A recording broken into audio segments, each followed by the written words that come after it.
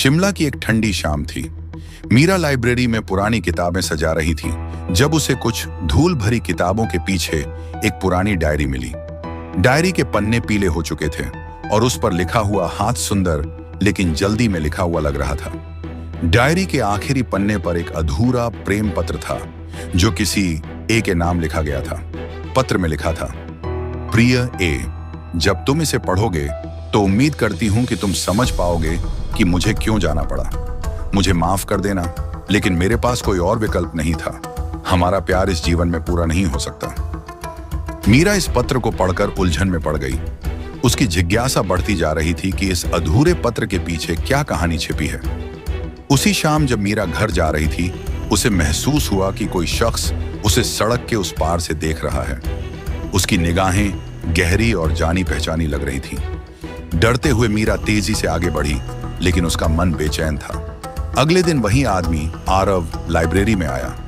वह कुछ पुरानी किताबें दान करने आया था, लेकिन उसकी आंखों में कुछ छिपा हुआ था। जब आरव ने किताबें मीरा को सौंपी तो एक किताब से एक मुड़ा हुआ कागज निकल कर गिरा। मीरा ने देखा कि कागज पर वही लिखावट थी जो उस अधूरे पत्र में थी। मीरा की जिज्ञासा और बढ़ गई। उसने आरव से उस कागज के बारे में पूछा, लेकिन आरव ने उसे नजरअंदाज कर दिया। यह बस एक पुराना पत्र है, उसने कहा और नजरें चुराने लगा। मीरा को महसूस हुआ कि कुछ तो छिपाया जा रहा है। आने वाले दिनों में आरव बार बार लाइब्रेरी आता रहा।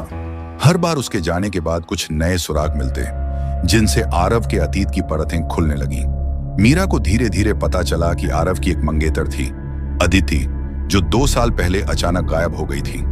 शहर में अफवाहें थीं कि आरव का अदिति के गायब होने में हाथ था, लेकिन कोई ठोस सबूत नहीं था। आरव के चारों ओर का रहस्य होने के बावजूद मीरा उसके प्रति आकर्षित महसूस कर रही थी। आरव के दुख और अकेलेपन ने उसे उसके करीब ला दिया, लेकिन मीरा जानती थी कि आरव कुछ छिपा रहा है। एक रात जब मीरा फिर से वह डायरी पढ़ रही थी तो उसे दरवाजे के नीचे से एक गुमनाम पत्र मिला। उसमें लिखा था, आरव से दूर रहो, तुम नहीं जानती कि वह क्या कर सकता है। सच जानने की ठान कर मीरा आरव से आमने सामने बात करती है। इस बार आरव ने अपने अतीत का सच बता दिया। उसने बताया कि अदिति ने गायब होने से पहले उसे एक पत्र लिखा था, जिसमें उसने बताया कि उनका प्यार इस जन्म में पूरा नहीं हो सकता। आरव तभी से उसे ढूंढ रहा था, लेकिन कोई सुराग नहीं मिला। उसने अदिति के पत्रों को छिपा कर रखा था ताकि उनकी निजी बातें सबके सामने ना आएं। आरव और मीरा के बीच नजदीकियां बढ़ने लगी। दोनों एक दूसरे के प्रति आकर्षित हो रहे थे, लेकिन जैसे ही मीरा ने आरव पर भरोसा करना शुरू किया, इंस्पेक्टर राणा उसे मिलने आए। उन्होंने मीरा को चौंकाने वाली जानकारी दी। अदिति का शव शहर के बाहर जंगल में मिला था और आरव मुख्य संदिग्ध था। यह सुनकर मीरा टूट गई। उसने आरव से एक आखिरी बार सवाल किया, लेकिन उसका जवाब संदेहास्पद था। आरव अपनी बेगुनाही का दावा कर रहा था, लेकिन उसका कोई ठोस सबूत नहीं था। मीरा इस दुविधा में पड़ गई कि वह आरव से प्यार करे या उसे अपराधी होने का शक हो। एक तूफानी रात मीरा को एक और पत्र मिला जो अदिति की ओर से था। यह पत्र 2 साल पहले लिखा गया था, अदिति के गायब होने से ठीक पहले। इसमें एक चौंकाने वाला सच था। मैं कभी आरव से प्यार नहीं करती थी। हमारे परिवार ने हमें सगाई के लिए मजबूर किया था, लेकिन मेरा दिल किसी और के लिए धड़कता था। जब आरव को यह पता चला तो मुझे भागना पड़ा।